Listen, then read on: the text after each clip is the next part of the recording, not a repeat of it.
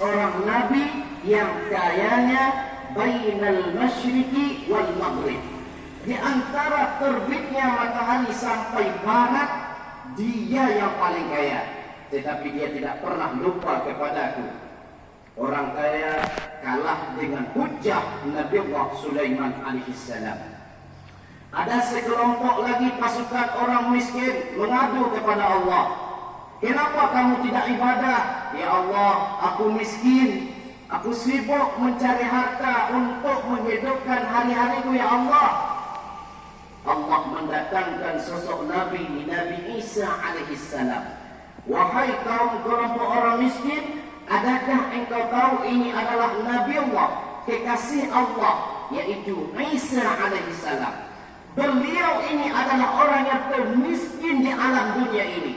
Bahkan di dalam satu riwayat mengatakan rumahnya tidak ada inilah bumi, lampunya adalah rembulan. Pada satu hari ada satu cawan yang ia miliki. Tapi ketika dia minum dengan cawan tersebut, iblis mengetawakan beliau. Wahai Nabi Isa, seorang nabi yang kayanya bainal masyriqi wal maghrib. Di antara terbitnya matahari sampai barat, dia yang paling kaya. Tetapi dia tidak pernah lupa kepadaku. Orang kaya kalah dengan hujah Nabi Allah Sulaiman alaihissalam. Ada sekelompok lagi pasukan orang miskin mengadu kepada Allah. Kenapa kamu tidak ibadah? Ya Allah, aku miskin. Aku sibuk mencari harta untuk menghidupkan hari-hariku, ya Allah. Allah mendatangkan sosok Nabi Isa alaihissalam. Wahai kaum kelompok orang miskin, adakah engkau tahu ini adalah Nabi Allah, kekasih Allah, yaitu Isa alaihissalam. Beliau ini adalah orang yang termiskin di alam dunia ini. Bahkan di dalam satu riwayat mengatakan rumahnya tidak ada inilah bumi, lampunya adalah rembulan. Pada satu hari ada satu cawan yang ia miliki.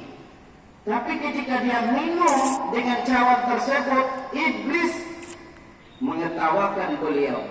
Wahai Nabi Isa, seorang nabi yang kayanya bainal masyriqi wal maghrib. Di antara terbitnya matahari sampai barat, dia yang paling kaya. Tetapi dia tidak pernah lupa kepadaku. Orang kaya kalah dengan hujah Nabi Allah Sulaiman alaihissalam. Ada sekelompok lagi pasukan orang miskin mengadu kepada Allah. Kenapa kamu tidak ibadah? Ya Allah, aku miskin. Aku sibuk mencari harta untuk menghidupkan hari-hariku, ya Allah. Allah mendatangkan sosok Nabi Isa alaihissalam. Wahai kaum kelompok orang miskin, adakah engkau tahu ini adalah Nabi Allah, kekasih Allah, yaitu Isa alaihissalam. Beliau ini adalah orang yang termiskin di alam dunia ini. Bahkan di dalam satu riwayat mengatakan rumahnya tidak ada inilah bumi, lampunya adalah rembulan. Pada satu hari ada satu cawan yang ia miliki. Tapi ketika dia minum dengan cawan tersebut, iblis mengetawakan beliau. Wahai Nabi Isa,